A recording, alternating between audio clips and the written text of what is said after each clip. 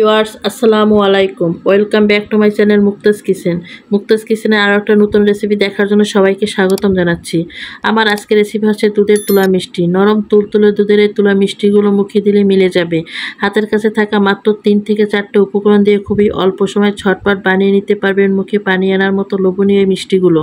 তো বন্ধুরা, আশা করছি আমার আজকের এই মিষ্টি রেসিপিটা আপনাদের কাছে ভালো লাগবে আর সহজও লাগবে। যদি রেসিপি ভালো লেগে থাকে তাহলে অবশ্যই একটি লাইক দিয়ে সম্পূর্ণ ভিডিওটি দেখে নেবেন। তাহলে চলুন কিভাবে এই লোভনীয় মিষ্টিটা তৈরি করে নিতে হয় সেটা আমরা দেখে নিই। আজকের এই দুধের তুলা মিষ্টিটা তৈরি করার জন্য এখানে আমি একটা মিক্সিং বলে নিয়ে নিয়েছি 3টে ডিমের কুসুম। এখানে কিন্তু শুধু ডিমের কুসুমটাই নিতে হবে, এখানে সাদা অংশ কিন্তু নেওয়া যাবে না। এবারে ডিমের কুসুমের সাথে দিয়ে দিচ্ছি 1/3 কাপ চিনি।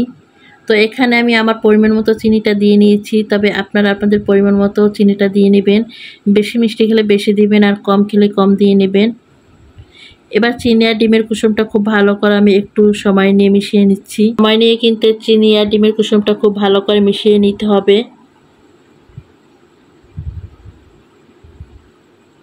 কিছুটা সময় মিশানো হলেই দেখবেন চিনিটা কিন্তু সম্পূর্ণভাবে গলে গেছে আর এমন একটা ক্রিমি ভাব চলে আসছে। ঠিক এ পর্যায়ে আমি দিয়ে দেব 1/3 কাপ কর্নফ্লাওয়ার। এরপর দিয়ে দেবো আমি 1/3 কাপ গুঁড়ো দুধ। এটা যেহেতু দুধের তুলা মিষ্টি, এখানে কিন্তু গুঁড়ো দুধটা ব্যবহার করতে হবে। তাছাড়া গুঁড়ো দুধটা দেওয়ার কারণে কিন্তু এই মিষ্টিটা খেতে অনেক বেশি ভালো লাগবে। এবার আবারও সব কিছুর সাথে খুব ভালো করে আমি মিশিয়ে নিচ্ছি। আর এই পর্যায়ে কিন্তু সব কিছু খুব ভালো করে মিশিয়ে নিতে হবে। আর এই কাজটা একটু সময় নিয়ে করতে হবে যেন সব কিছু খুব সুন্দরভাবে মিশে যায়। সব কিছু মিশাতে মিশাতে যখন একটা ক্রিমি ভাব চলে আসবে তখন দিয়ে দেবো আমি 2 কাপ লিকুইড ঘন দুধ। আমি এখানে লিকুইড দুধটা জাল করে নেইনি, জাল করা ছাড়াই কিন্তু নর্মাল তাপমাত্রায় থাকা দুধটা ব্যবহার করেছি। তবে আপনারা চাইলে কিন্তু এখানে দুধটা জাল করে নিতে পারেন। এবার দুধের সাথে খুব ভালো করে আমি সব কিছু মিশিয়ে নিব। দুধের সাথে সব কিছু খুব ভালো করে মিশিয়ে নিয়েছি। এবার এখানে দিয়ে দিয়েছি আমি সামান্য এলাচের গুঁড়া। তবে আপনারা চাইলে এখানে কিন্তু এলাচের গুঁড়োর পরিবর্তে ভ্যানিলা এসেন্সটা ব্যবহার করতে পারেন। তবে আমার কাছে ভ্যানিলা এসেন্সের ঘ্রাণটা ভালো লাগে না, তাই এখানে আমি এলাচের গুঁড়োটা দিয়েছি। তবে আপনারা চাইলে এখানে এলাচের গুঁড়োটাও দিতে পারবেন। এবার এলাচের গুঁড়োটা দিয়ে আবার খুব ভালো করে দুধের সাথে সব কিছু মিশিয়ে নিয়েছি। এবার এটাকে কিন্তু খুব ভালো করে মিশিয়ে নিতে হবে। তো আমি সব কিছুর সাথে খুব ভালো করে মিশিয়ে নিয়েছি। এবার এটাকে আমি জাল করে নেব। মিশ্রণটা জাল করে নেবার আগে যে মোল্ড বা পাত্রে আমি সেট করব এই মিষ্টিটা, সে পাত্রটাকে সামান্য তেল বা ঘি দিয়ে ব্রাশ করে নেব।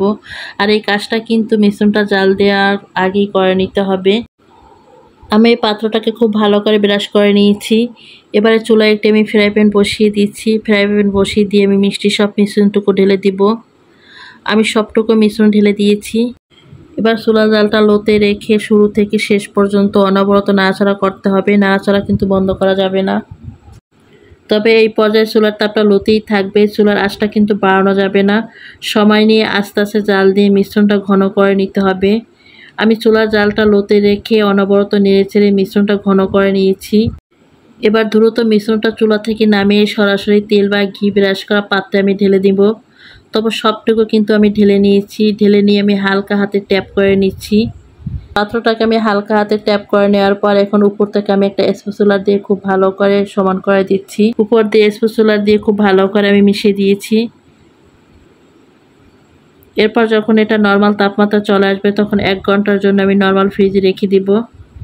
1 ঘন্টা পর আমি ফিরে আসলাম। খুব ভালোভাবে সেট হয়ে গেছে মিষ্টিটা। এবার এটাকে আমি ছুরি দিয়ে চারপাশটা একটু ছাড়িয়ে দেব। মিষ্টির চারপাশটা আমি খুব ভালো করে ছাড়িয়ে নিয়েছি। ছাড়িয়ে নেওয়ার পরে এখন এটার উপর একটা প্লেট রেখে এটাকে আমি ডিমোল্ড করে নেব। তো মিষ্টিটাকে আমি খুব সুন্দরভাবে ডিমোল্ড করে নিয়েছি আর এটা কিন্তু খুব সুন্দরভাবে উঠে আসছে। এবার এই মিষ্টিটাকে আমার পছন্দ মতো কেটে নেব। তবে অনেক বেশি বড় আবার অনেক বেশি ছোটও করব না, এভাবে করে আমি স্কোয়ার শেপ করে কেটে নিচ্ছি। আর আপনারা আপনাদের পছন্দ মতো কেটে নেবেন। এবারে মিষ্টিগুলোকে আর একটু লোভনীয় আর একটু সুন্দর লাগার জন্য আমি গুঁড়ো দুধে গড়িয়ে নিচ্ছি। তবে আপনারা চাইলে শুকনো নারকেলের গুঁড়া দিয়েও কিন্তু এটা গড়িয়ে নিতে পারবেন, সেটাও খেতে কিন্তু খুবই দারুণ লাগবে। সবগুলো মিষ্টি আমি এভাবে গুঁড়ো দুধে গড়িয়ে নেব। এই দুধের তুলা মিষ্টিগুলো খেতে এতটাই দারুণ লাগে যে একবার খাবে সে এই মিষ্টির ফ্যান হয়ে যাবে, অন্য মিষ্টি খেতেই চাবে না। এটা একদমই কিন্তু দুধের ছানা মিষ্টির মতো লাগে। হুট করে যদি মিষ্টি খেতে মন চায় তাহলে ঘরে থাকা কয়েকটি উপকরণ দিয়ে এত সুন্দর মিষ্টিটা তৈরি করে নিতে পারবেন। এই মিষ্টিগুলো এতটাই সফট আর নরম তুলতুলে হয় যে মুখে দিলে মিলে যাবে। বাসায় একবার হলো তৈরি করে দেখতে পারেন, আশা করি বাসার সবাই খুবই পছন্দ করবে। আমার মনে হয় এর থেকে সহজ আর লোভনীয় আর কোনো মিষ্টি হতে পারে না। তো বন্ধুরা, আমার আজকের এই মিষ্টির রেসিপিটা আপনাদের কাছে কেমন লেগেছে সেটা অবশ্যই আমাকে কমেন্ট করে জানাবেন। আর আমার এই মিষ্টির রেসিপিটার কোনো অংশ যদি আপনাদের কাছে এতটুকু ভালো লেগে থাকে তাহলে অবশ্যই লাইক শেয়ার করে দিবেন। তো বন্ধুরা, আজকে এ পর্যন্তই। সবাই সুস্থ থাকবেন, ভালো থাকবেন, সবাই সবার জন্য দোয়া করবেন। আবার দেখা হবে মজার কোনো রেসিপি নিয়ে। সে পর্যন্ত সবাই সুস্থ থাকবেন। আল্লাহ হাফেজ।